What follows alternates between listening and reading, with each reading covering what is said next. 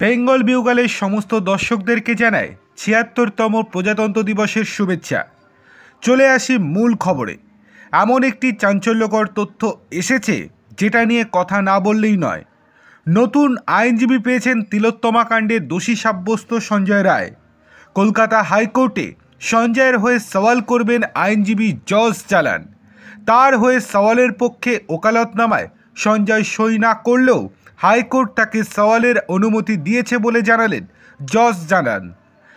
আর তিলোত্তমা কাণ্ডে দোষী সাব্যস্ত হয়ে সওয়ালের আগেই তার বিস্ফোরক অভিযোগ, এই মামলায় ৩ জনের নাম সামনেই আসেনি। অন্যদের সামনে এসে গেলে সমস্যা বাড়বে, সেই জন্য রাজ্য তড়িঘড়ি সঞ্জয়কে ফাঁসি দিতে চায় বলে তার গুরুতর অভিযোগ।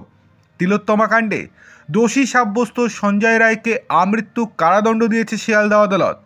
এই রায়ের বিরুদ্ধে হাইকোর্টে আবেদন করেছে রাজ্য। সঞ্জয়ের ফাঁসির দাবি জানিয়েছে। শিয়ালদহ আদালতের রায়ের বিরুদ্ধে হাইকোর্টে গিয়েছে সিবিআইও, তারাও ফাঁসির দাবি জানিয়েছে।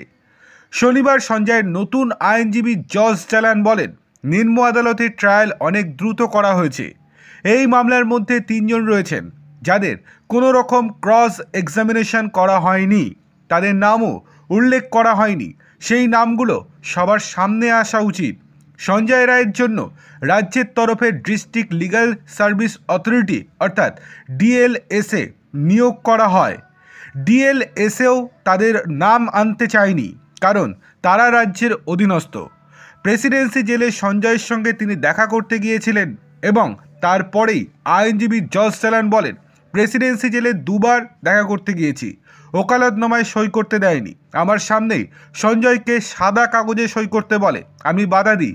সঞ্জয়কেও বলি আইনজীবীর সঙ্গে কোনো কথা না বলে সাদা কাগজে সই করবেন না। তিনি আরও বলেন, প্রাইভেট ডিফেন্স কাউন্সিলকে নিজের পক্ষে দাঁড় করাতে চান সঞ্জয়, কিন্তু তার ওপর চাপ দেওয়া হচ্ছে যাতে লিগ্যাল এইডের সাহায্য নেওয়া হয়। জেল কর্তৃপক্ষ ও রাজ্য সরকার তার ওপর চাপ সৃষ্টি করছে।